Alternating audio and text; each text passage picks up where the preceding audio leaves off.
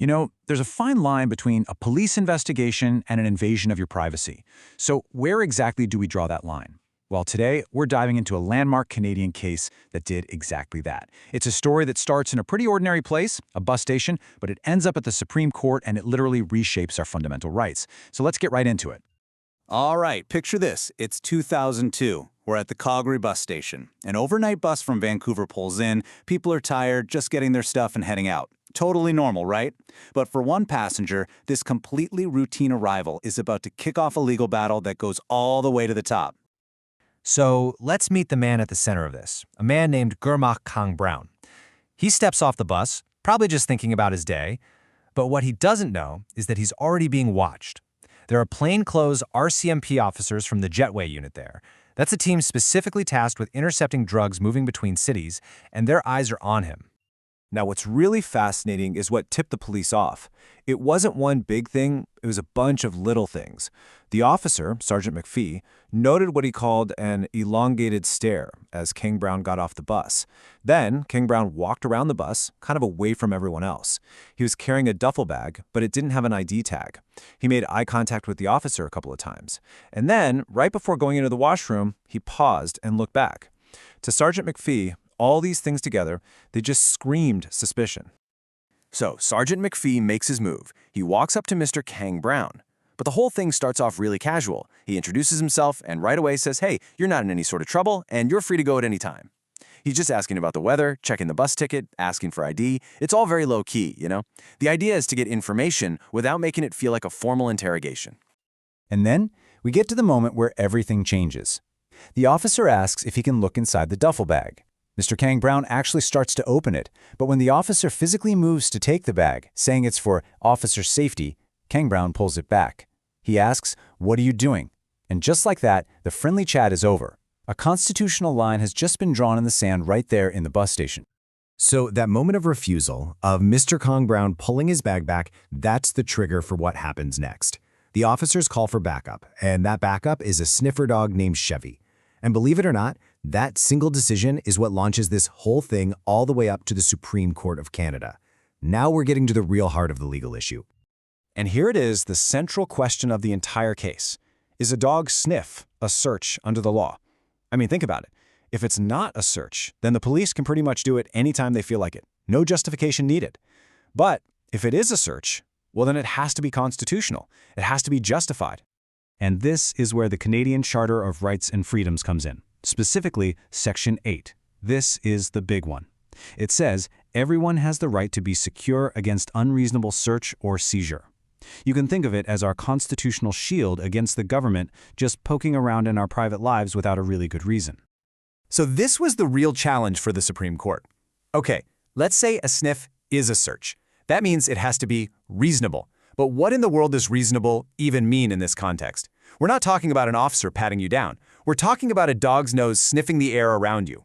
The court's answer here was going to be a huge deal, setting a precedent for a long, long time. Now, inside the Supreme Court itself, this whole question led to a massive debate. And you have to understand, the judges weren't just arguing about sniffer dogs. Nope, they were really getting into a deep debate about two totally different philosophies on what the role of the court should even be.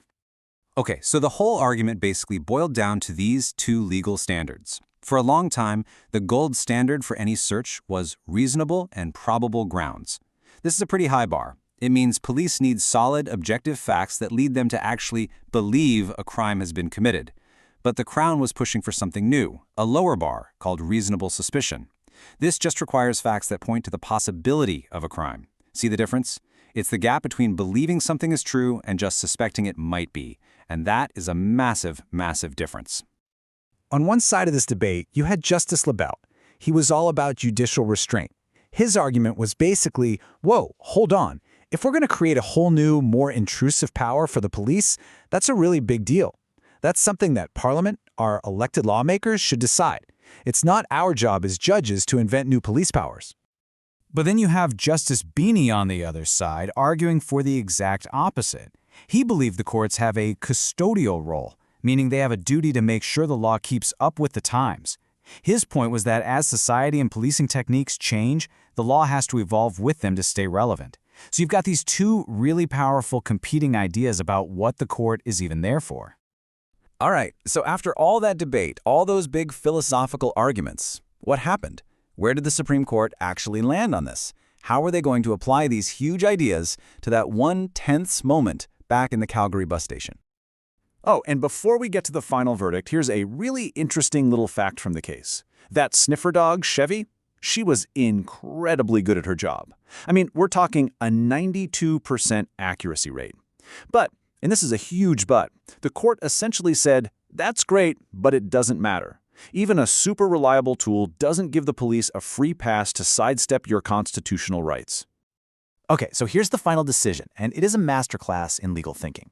It's really a two-part verdict. First, the court basically agreed with Justice Binney. They ruled that yes, a dog sniff is a search, and they created a new police power to do it based on that lower standard of reasonable suspicion. But then comes the twist. For Mr. Kang-Brown's specific case, the court ruled that the police, they didn't even have enough to meet that new, lower standard. So you might be asking, why not? How did they not meet that lower standard? Well, the court looked at all the evidence the officer had, the stare, the way he walked, the bag with no tag, and said, look, this is all just too ambiguous. Could a perfectly innocent person who just got off a long overnight bus ride act this way? Yeah, absolutely. The court made it crystal clear. To have reasonable suspicion, police need a constellation of objectively discernible facts. In other words, you need more than just a hunch. So what was the bottom line for Mr. Kang-Brown? It was a huge win. The court ruled the search was unconstitutional, a violation of his charter rights. That meant the evidence they found, 17 ounces of cocaine, got thrown out. And just like that, his appeal was allowed and the conviction was gone. But look, this case was never just about one guy and his duffel bag at a bus station. This ruling created a whole new legal framework that directly impacts the rights of every single person in Canada. So let's talk about what this means for you. So what are the big takeaways here? First and most importantly, a dog sniff is a search, period. That means your charter right to privacy kicks in, even if you're in a public place like a bus station. Second, the police need more than just a gut feeling. They need real objective facts to justify that search. And this last one is so important. You cannot be punished for simply asserting your constitutional rights. The court went out of its way to say that Mr. Kang-Brown pulling his bag back didn't add to the suspicion against him. That was him exercising his rights. At the end of the day, the Kang-Brown case is just a perfect illustration of this incredible balancing act that's always happening in a free society. On one hand, you have the very real need for effective policing. On the other, you have the fundamental right to just be left alone. And the courts are constantly trying to find that perfect balance point. And all this leaves us with a huge question, one that's probably even more important today than it was back in 2002. Think about it. We've got facial recognition, digital tracking, AI. The sniffer dogs of today are way more powerful and way more pervasive. So it makes you wonder, where should we draw that line between security and privacy now?